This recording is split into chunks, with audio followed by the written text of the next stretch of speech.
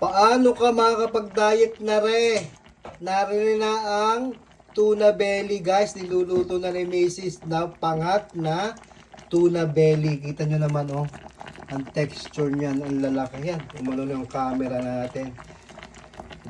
Wow. Tapos may kasama pang adobong baboy ito.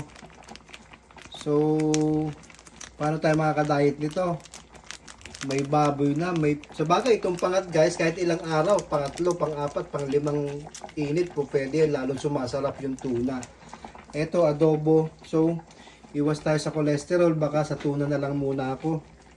Dito tayo babawi sa tuna kasi although sawa tayo dito sa laot, pero dito syempre kahit paminsan-minsan meron tayong nauutay-utay. Kaya ayan guys, pagkagaling sa opisina na binili natin na yung tuna belly ay niluluto na kaagad para matikman, matimusan ang napakasarap na tuna from Papua New Guinea guys yan. Hindi po yan sa Pilipinas hinuli, sa ibang bansa. Yan po ang hinuhuli namin doon together with adobong baboy. So, sarap ng pagkain.